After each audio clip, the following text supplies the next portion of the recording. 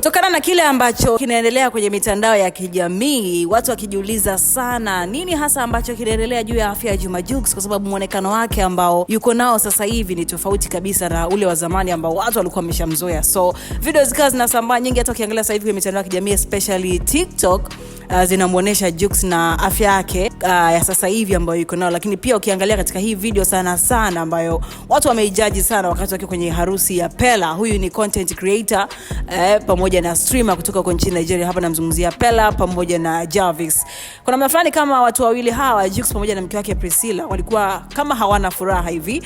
Pose ambao walikuwa wamekaa katika harusi hii hapo, watu wanasema kwamba huenda labda kuna kitu kinaendelea kati ya wawili hawa, yani kama kuna ugomvi, kwa sababu ukiangalia hata kwenye hii hapo video ni kuna mafani kama walikuwa hawana furaha. So watu wakawa na judge kwa asilimia kubwa sana. So finally tumeona kupitia ukurasa wake ama account yake ya Snapchat, Priscilla mke wa Jux ameshare video Jux akiwa anasikika tu sauti akizungumza na kusema kwamba yeye hatamani kabisa kurudi kwenye unene ama kuwa na mwili mkubwa, na ukiangalia ni mtu ambaye anapenda sana mazoezi. So Priscilla alikuwa anamwambia kwamba watu wanataka kukuona ukiwa na mwili mkubwa kama wa zamani, lakini kwa upande wa Jux akasema kwamba yeye hapana, hatamani kabisa. Na kwa sasa hivi wako nchini Nigeria. Tunafahamu Juma Jux pamoja na Priscilla walinunua nyumba yao huko Lagos nchini Nigeria, na ndio ambao wanaishi mpaka sasa hivi. Hebu msikilize kwa kile ambacho alikuwa anakizungumza Juma Jux kutokana na kile ambacho kinaendelea kwenye mitandao ya kijamii, watu wakijiuliza juu ya afya yake. Kwa maoni yako ni yapi? Niambie hapo kwenye uwanja wa comment. Ni Globus Daily. I don't want to be like that.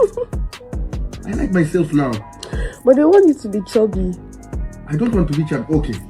Look at my stomach.